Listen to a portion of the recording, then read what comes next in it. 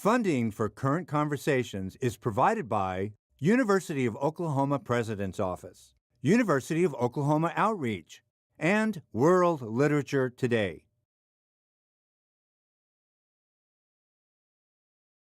Welcome to Current Conversations. I'm R.C. Davis Undiano. Today, we're going to speak to a living legend. In the 1960s, Dolores Huerta, along with Cesar Chavez, formed the United Farm Workers. She has fought for social justice her entire life, and she remains a force in American social activism.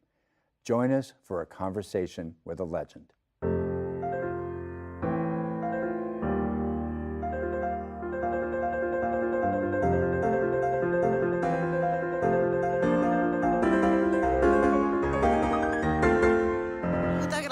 Thank you very much. Thank you very much. I'm so happy to be able to share this afternoon with you. And I am so thrilled to see so many of you here to talk about what I consider the new civil rights movement, right? Education. And I was so happy that we started out with a blessing from our native brother, from Mr. Medina. And I think that when I end my talk, I'm going to talk about that a little bit more. And when you hear all of these tributes that I'm receiving about the work that I've done, we have to remember that it was not just myself, but there were many, many thousands of people that were involved in making all of these great things happen for farm workers, right? Thank you. I get the recognition, but many people did the work. And I was happy that you mentioned the fact that I was raised in Stockton, California, which is a city that is maybe about an hour here from San Francisco. And one of the great things about being raised in Stockton is because it was such a diverse population there. It was, I was born, as you know, back in the 30s. And I think you're kind of a modest person. However, I have to say, if I think about the Latino world and really America pre-Dolores Huerta and pre-Cesar Chavez, et cetera, and post what you did with United Farm Workers in the 1960s and 70s and really beyond that, it's a different world now. Do you ever find yourself reflecting back and think, my goodness, we walked on the stage of history and really helped to change the world? No, I think about it a lot because sometimes people will ask me, well, do you see a difference? Of course you see a difference. I remember when I went to college, there was a handful of us Latinos in college, and some of my friends actually changed their names, like Estrella became Cruz. They anglicized their names. Martinez became Martin because they were not, really identifying or being proud of who they were. And so, you pass forward to today's world, and now where you have many of the institutions that are what they call Hispanic serving institutions, where you have maybe half or even half of the population at a college will be Latinos. And we see this throughout the country, not just in the Southwest, but in New York City, in New York State. I was just at a conference there. And then you see all of these organizations of Latino teachers, Latino engineers, Latino doctors, all of these, and Latinas also, Latina lawyers organizations. So there's been a tremendous amount of progress that has happened in the last few years. But if I can take you backward just a second, I think you met Cesar Chavez in a community service organization in the 60s. What were the aspirations that you and he had at that point? What did you think you were doing at the time? Well, our purpose was to organize people in their own communities so that they could go forward and help, erase some of this discrimination that was going on. And not only in their own communities, like, fighting school issues, racism issues in the community, but also to start dealing at the state and national level. I remember we were very active in passing laws to get ballots in the Spanish language in California, to get driver's licenses in people's ethnic language. We passed a very important law way back in 1961 to remove the citizenship requirement so that people could get public assistance. Later on, with United Farm Workers, we passed unemployment insurance for farm workers, the right to organize. So we worked at the local level to strengthen communities so that they could then influence their legislators and their congresspeople, right? So that we could, we passed a law, when you think about this, to make it mandatory that employers throughout the United States have toilets in the fields for their workers, which they didn't have. These were big gains. Yeah, but it was all done with the workers themselves organizing and putting pressure on their legislators to make these things happen. Was there ever a moment where you and Cesar realized this could be transformative? We could be changing the culture of the United States. This could have huge implications? Or were you just so busy changing the world around you, you didn't need to reflect? Which was it? I think we were, just trying to get people organized, getting them involved, making them understand that they had the power to make changes, and that's what our purpose was. I don't think we were thinking of ourselves in any kind of a historical context. I think other people that were working with us could see that, but we were just so busy organizing that wasn't one of our thoughts. Yeah, because now I think of you as somebody who's walked on the stage of history and has made really big things happen. What was Cesar Chavez like? What was it like to work with him? You were the co-leaders of the United Farm Workers. Well, Cesar was a very humble person. He didn't really like a lot of attention. He was embarrassed by it. When people would shout "Viva Chavez," he would just cringe, He just wasn't used to that. And because he felt that, a lot of the credit belonged to the workers that were doing the work. They were the ones that were making things happen. And so he was very humble in that respect. Really followed Gandhi, the precepts of Gandhi, the whole idea of voluntary poverty, the idea of nonviolence, and of course he committed his life to doing that with his, in a very physical way by the long fast that he did. The fast that he did. Yeah, he did 3 fasts. He did the first one in 1968 for 25 days, and then in Arizona for 72 days, another water-only fast, and then the last one was for 36 days. Those probably destroyed his health, don't you think? Well, that's hard to say because Cesar actually was not ill when he passed away. He died in his sleep, and it was a very natural death. And the interesting thing about, because his parents lived to be almost 100 years old. His dad was 101, and his mother was just a couple of years short of 100. But his grandfather, who Cesar was built like, died at exactly the same age as Cesar, 66 years old. That's so young. After all that you did, all that happened in those days, we wouldn't really, the working poor are still there. I mean, we're not where we want to be. Wouldn't you agree with that? I guess I would agree with that. I think the conditions for farm workers have improved. We know we have, as we talked before, a lot of Latino professionals, and even farm workers, have their kids in the Ivy League colleges all over the country, and that's wonderful, to know that. But we know that because of the stagnation of wages, the assault on labor unions in the United States of America, you now have 26 states that have right-to-work laws, which make it very difficult for unions to organize because they can't collect the dues from workers from their paychecks, right? Which makes it easy for them to be able to fund the organizations. And so it's been very difficult, and I think that there's been an attack on labor unions specifically, and that, of course, affects all workers, and it also affects the formation of a middle class in the United States. I'd like to ask about you personally, if you don't mind. Now, you've been arrested when you've been involved in peaceful protests and marches some 22 times, right? That must get old, getting arrested.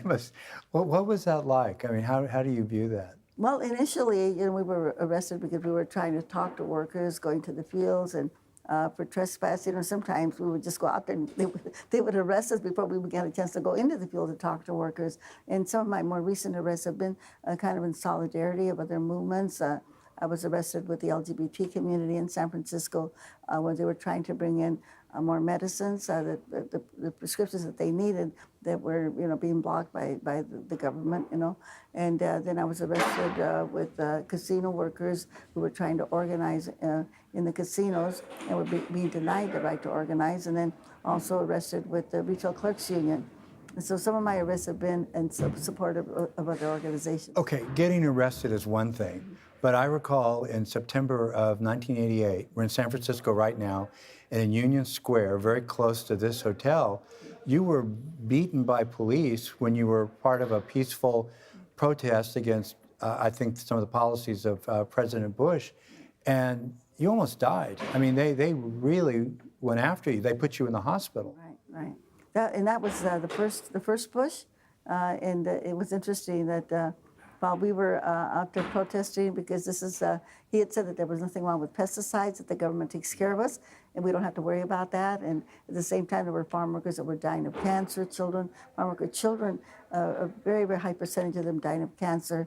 And we were doing actually a call for an additional third grade boycott to bring attention to the pesticides on our food. And that's what Caesar's Last Fast was about also. It was about calling attention to the poisons on our food. Well, how did it affect your perspective when the beating that you took put you in the hospital? Did it change your view of things? Did it cause a period of reflection? I mean, that's an awful thing to go through. Well, we had met with a lot of violence in the farm worker movement. You know, we had 5 people that were killed in the farm worker movement. The first one was a young Jewish girl from Boston named Ann Friedman. The second one was Juan de la Cruz, a farm worker from Auburn, California, who was shot in the heart on the picket line. The third one was Rufino Contreras, who was killed in the Calexico area there, a lettuce farm, where he was met with a hail of 80 bullets when he went into the field to talk to striking farm workers. And then Rene Lopez was our last martyr, and Rene was organized this farm to vote for the union. And after they finished organizing and they won the election, this is after we got the right to organize, the Agricultural Labor Relations Act, he was called to an automobile, and the owner's brother-in-law with another thug that they had there pulled out a gun, and they shot him in the temple. They told him, come over here, we want to talk to you. He went down to the car, and they shot him in the temple. And then we had another martyr, a young Arab named Naji Daifana, who was killed by a sheriff in Kern County near Bakersfield. You know, I guess what I really want to ask about there is that you really have spent an entire life struggling for social justice. And I think very few people can say that they've really supported one goal their entire life. Has that been difficult? There must have been times where you've doubted yourself to always be focused towards one thing. But from my perspective, you've never really wavered. I mean, what's that been like? Well, I think all of the work that you do when you do social justice work, it's built on faith. You know, I was a school teacher. I quit teaching school to come to Delano with no money, in the middle of a divorce with 7 children. Oh, wow. And so everybody thought I was crazy when I made that decision, but I've never regretted that. So everything that we've done and I've done organizing is built on faith. You have to have faith in yourself, you have to have faith in people, and even knowing when you have obstacles or the things don't go the way that you want them to go, that somehow things will work out as long as you don't give up. Maybe it's a definition of leadership that you're able to sustain that faith, which you've obviously been able to do over a lifetime. That's really impressive. Almost any look at the national scene right now would tell us that the country desperately needs to talk about race in so many ways. And yet the discussion that never seems to happen is the discussion of race. Any reflections on that? Why is race the most uncomfortable topic in America? I think this country was built on racism. When you think about what we did to the Native Americans, to African slaves, to the Asian people, the Oriental Exclusion Act, the internment of the Japanese, during World War II, even though there was no evidence of any kind of sabotage by the Japanese community. So we just got layers and layers and layers of wrongdoing. It's like the Howard Zinn history of the United States of America. And so the Bracero program, where Mexicans were brought in and they were almost treated like slaves, where they were worked with very little wages for the work that they did. So I think we've just got so many layers of slavery. I think there's a huge amount of guilt. And I think we don't really want to admit that we've done this, and people try to ignore it.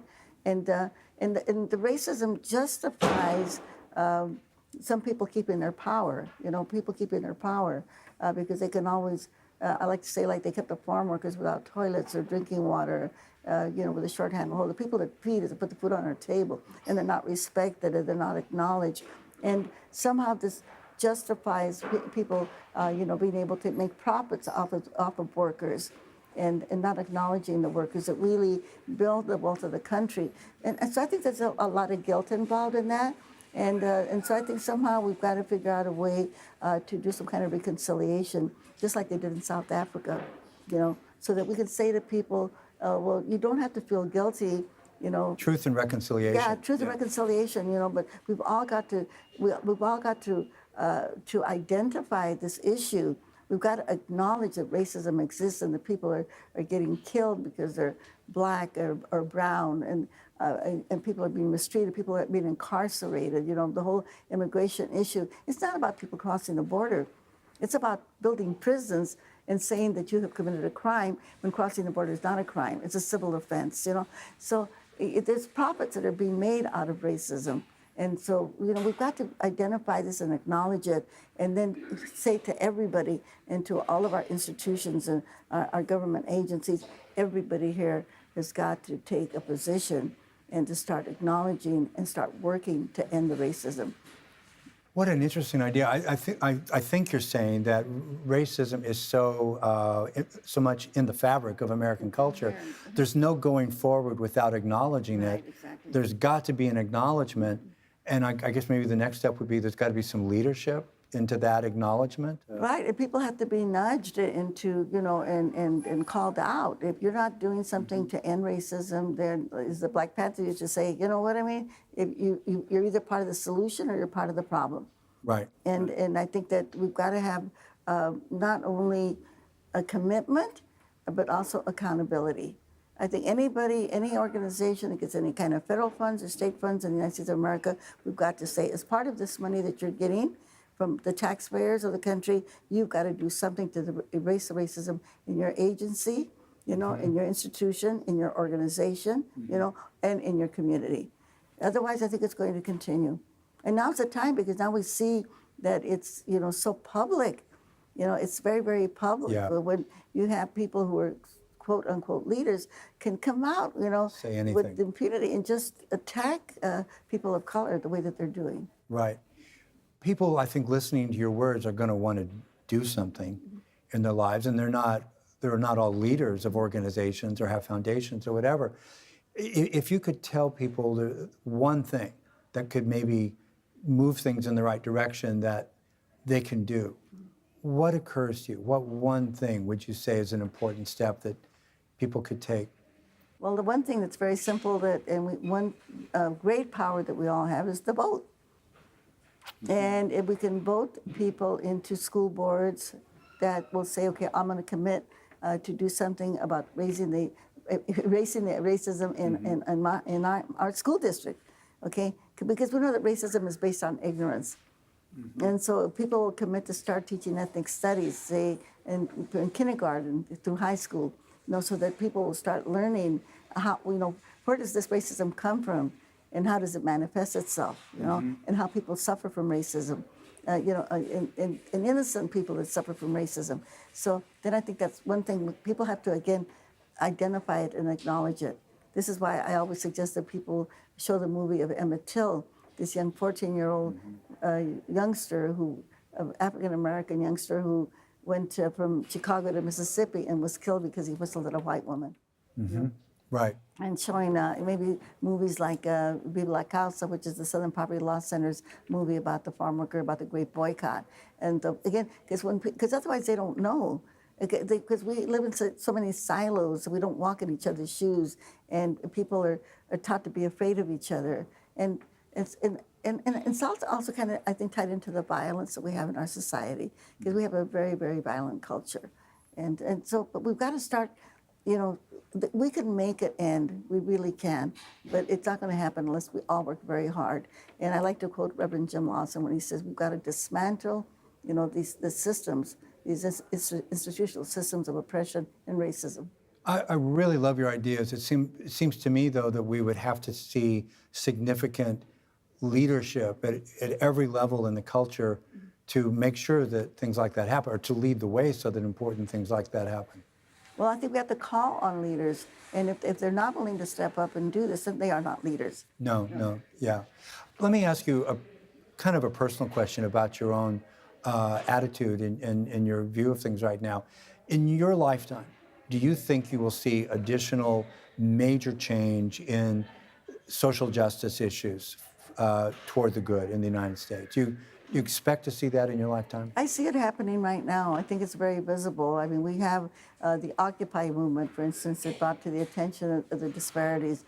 We have the Black Lives Matter movement that is happening right now in terms of calling attention to the slayings of African Americans by police. You know, this whole culture of police violence that is happening everywhere. Even in my own city, Bakersfield, California, has just been acknowledged as one of the cities that has the highest number of people that have been killed by police in the United States per capita. You know, my own city. The large expulsion of African American, Latino students. It's going all over the country. You know, the school to prison pipeline that we have to also dismantle.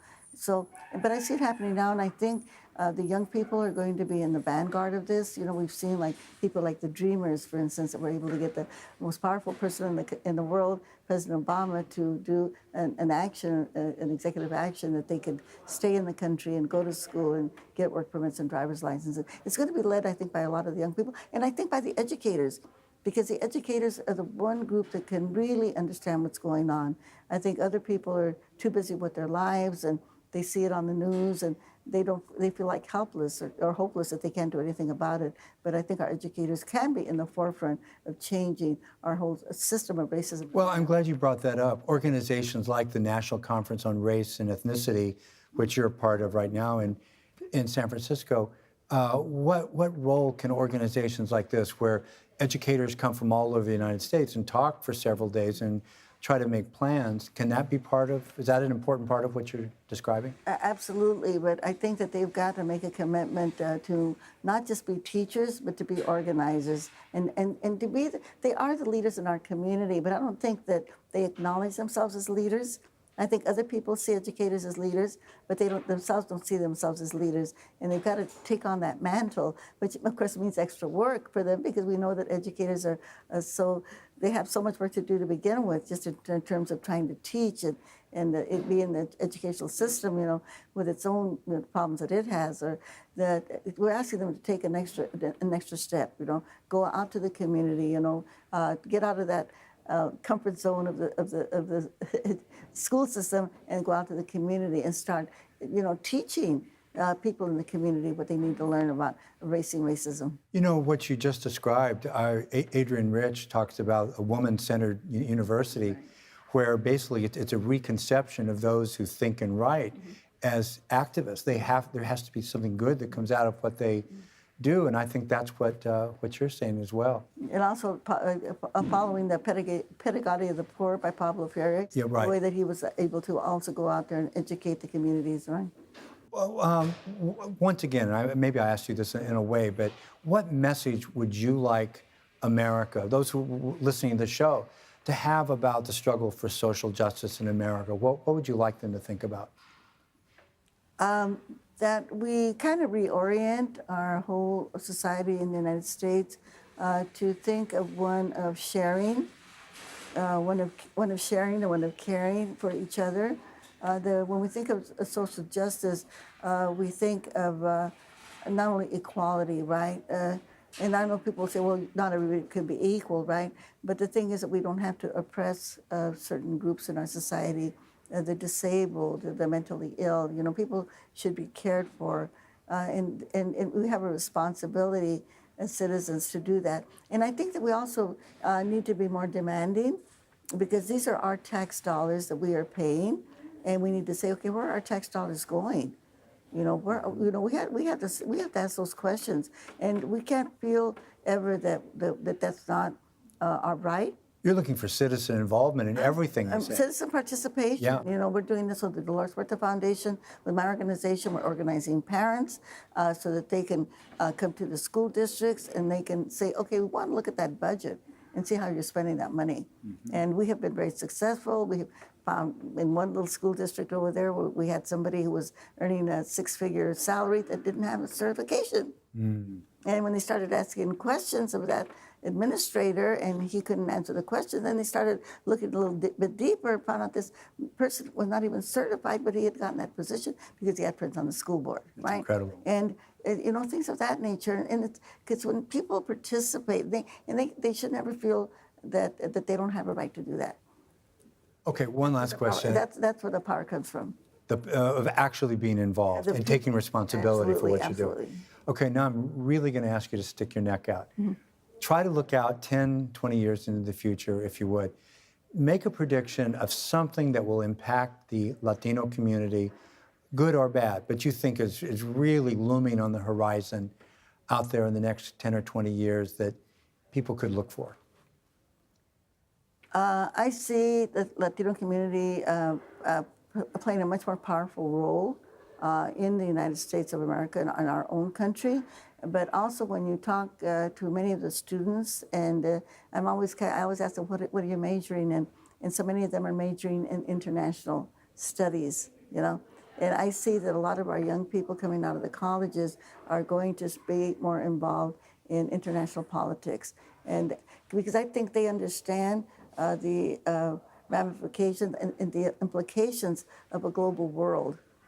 And that's what I see in the future, that so many of our young people they're much more visionary, I think, than a lot of the rest of us are. And so I think the Latino community is going to have a very powerful role in the in the future of the United States of America. And we've always had a role, I think, in the history, but now in the future of the United States of America. A bigger role. A bigger role, and I think more links with Latin America. And I think we're going to be learning from Latin America. We're going to be learning from Cuba.